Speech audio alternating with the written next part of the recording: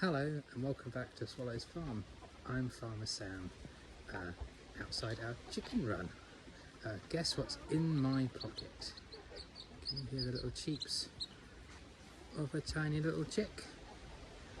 Bless his little cottons. Yes, it's a little tiny chick that's you've seen maybe if you looked at our YouTube shorts.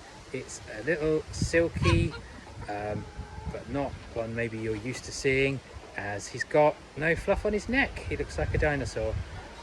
This is a little rare breed of Silkie. Silkie's obviously famous for their very soft fluff, not proper feathers but actual fluff, which makes them not very hardy. Now here I am with a more traditional looking Silkie. See, we've got fluff all over its body. We've got one blackish colour. You can tell the sex a bit early on with Silkies due to the pom size, the fluff on top of the head. If they've got a large pom, it's a high probability they're female, as sexing chicks is quite difficult when they're newborn. Ooh, off you go, in with your mama. They're very mobile now and working very hard to grow big. Silkie is a very slow maturing breed. You actually don't have sexual maturity or the crowing of a cockerel until they're over a year old, and you often won't get your first eggs until they're about 6 months, which unlike our hybrids, our nice ones over here, they're off against the fence having a nibble, who are ready and producing eggs at only a few months old. It's quite a slow process, but they're quite adorable little things, and we keep them around. The plan is to use them on our little garden beds where we're producing our own vegetables for ourselves to manage the weed population, as they're not as damaging as normal chickens. They're quite light on foot and quite picky about what they eat, as the hybrids just decimate everything, grass, plants, the whole lot. So that's the plan, to keep them separate, though our breeding coop is inside our main coop due to size, but hopefully once we're sorted with another farm location, we can bring our sledge, barn, hut in, and these guys that are producing the eggs will be there whilst these chickens can stay behind to manage our tomato patches and other veg patches. So that's the Silkies. The Plymouth Rocks are kind of double the size, known for their patterns. A very popular breed at the moment, and appeared on farmers magazines. Mole Valley have them as kind of their poster animal at the moment in the chicken section, or they did a few years ago.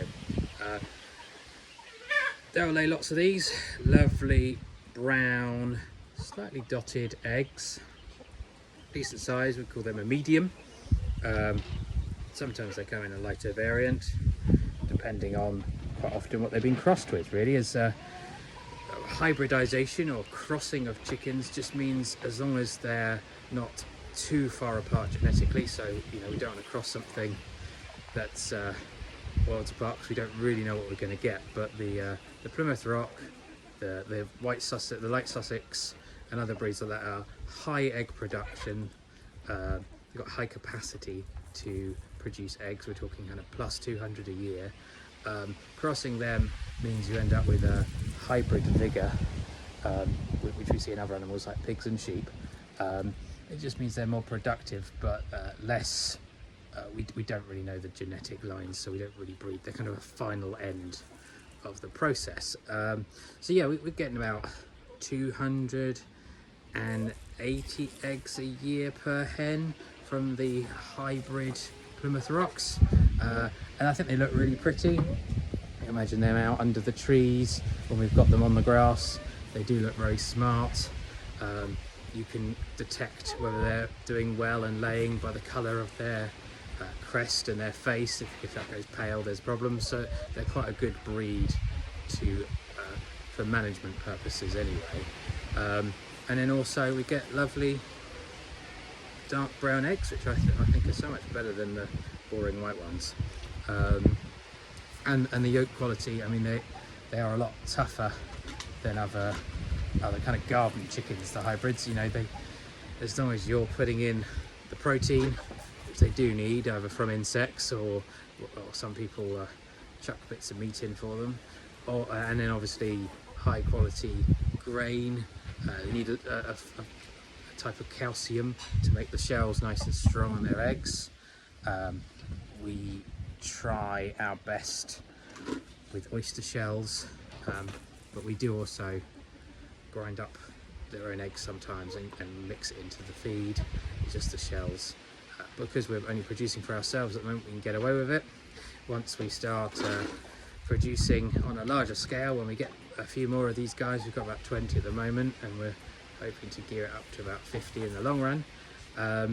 They will of course be under strict rules and regs, meaning they're not really allowed any kitchen scraps or anything like that. The chickens of 80 years ago, back kind of at the end of the war, that they kind of didn't really have a ration. They just ate scraps, straw, hay, and then they get their hands on around the yard. And it's been an interesting evolution since the 50s, seeing the shortening. So what the Silkies are doing now, taking 6 months to lay an egg and a year to be mature, is what a chicken would have done back in 1940. And then we've seen rapid advancements in chicken breeding. So you know, a meat chicken will only take 20 days and it will be mostly fat. In a barn, if in a field, it's be slightly longer. And the same with our chickens. If you buy point of lay, they're probably only 15 weeks old. It's quite impressive really how quick the cycle's gone by crossbreeding all these breeds.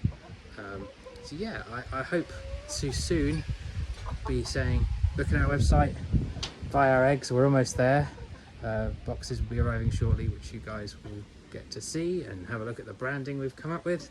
And hopefully we'll be in a larger enclosure so we can be producing about 2,000 eggs a year, is the ambition. Going to be same price as Tesco's, just you know, you can actually come and see the chickens, or if you live around the world and not in the UK, you'll get to see the environment they're in. But at the moment it's green and leafy where they are. We just need a bit more space.